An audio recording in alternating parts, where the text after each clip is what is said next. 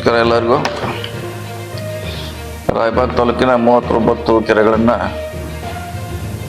ಯೋಜನೆಯನ್ನು ಪ್ರಾರಂಭಿಸುವ ಬಗ್ಗೆ ಈ ಕಾಮಗಾರಿ ಹಿಂದಿನ ಸಿದ್ದರಾಮಯ್ಯ ಸರ್ಕಾರದಲ್ಲಿ 2017ರಲ್ಲಿ ಇದನ್ನು ಅನುಮೋದನೆಗೊಳಿಸಲಾಯಿತು.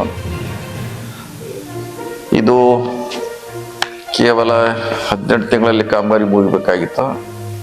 ಆದರೆ ಸುದೀರ್ಘಗಳೆಂಬ ಹಾಗೆ ಹಲವಾರು ಅಡಚಣೆಗಳೇ, ಅದು ಲ್ಯಾಂಡ್ ಎಕ್ವೇಷನ್ ಇರ್ಬೋದು, ಅಥವಾ ಕಾಂಟ್ರಾಕ್ಟರ್ ಸಮಸ್ಯೆ ಇರಬಹುದು, ಎಲೆಕ್ಟ್ರಿಕಲ್ ಸಮಸ್ಯೆಗಳಿಂದ ಭಾಳಷ್ಟು ವಿಳಂಬ ಆಗಿದೆ. ಈಗ ಪ್ರಾರಂಭ ಆಗುವಂಥ ದಿನಗಳ ಸನ್ನಿಹಿತವಾಗಿದೆ ಅಂತ ಹೇಳಲಿಕ್ಕೆ ನನಗೆ ಖುಷಿ ಆಗ್ತದೆ. ಕಳೆದ 6 ತಿಂಗಳಿಂದ ಸತತವಾಗಿ ಇದನ್ನು ನಾವು ಮಾನಿಟರ್ ಮಾಡ್ತಾ ಇದ್ದೀವಿ.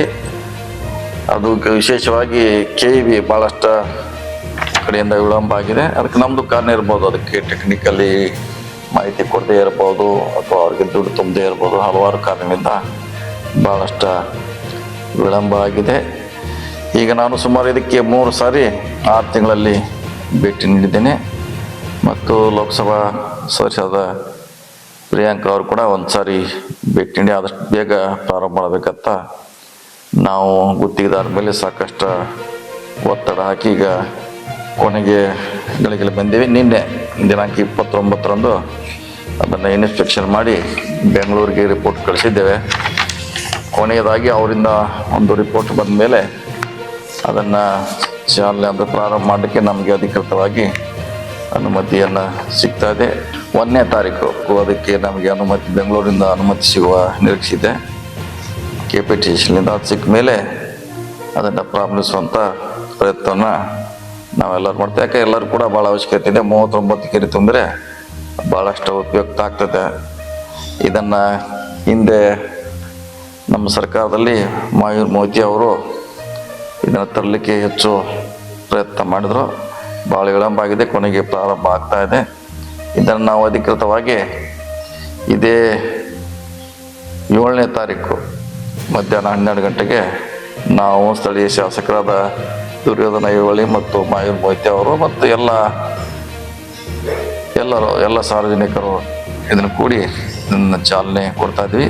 ಅದಕ್ಕೆ ಇದು ಆ ಭಾಗದ ಜನರು ಮತ್ತು ರೈತರಿಗೆ ಒಂದು ನಮ್ಮ ಕೊನೆಯ ಪ್ರಯತ್ನದ ಫಲವಾಗಿ ಇವತ್ತು ಸಂಡೇ 7 ತಾರೀಕಿಗೆ ಪ್ರಾರಂಭಿಸ್ತಾ ಇದ್ದೀವಿ. ಮತ್ತು ಸಂಬಂಧಪಟ್ಟ ಎಲ್ಲ ಏನು ಕೆರೆ ಲಾಭ ಪಡಿತಾ ಅದರ ಊರಿನ ಎಲ್ಲ ಗ್ರಾಮ ಪಂಚಾಯತಿ ಅಧ್ಯಕ್ಷರಿದ್ದರು, ಸದಸ್ಯರು, ಮುಖಂಡರು ಇರ್ಬೋದು. ಈ ಚಾಲನಾ ಕಾರ್ಯಕ್ರಮಕ್ಕೆ 7ನೇ ತಾರೀಕು 12 ಗಂಟೆಗೆ ಅದು ನಸಲಾಪುರದಲ್ಲಿರುವಂಥ ಜಾಗಗಳಿಗೆ ತಾವೆಲ್ಲ ಬರಬೇಕಂತ ತಮ್ಮಲ್ಲಿ ವಿನಂತಿ ಮಾಡ್ಕೊಳ್ತೀನಿ.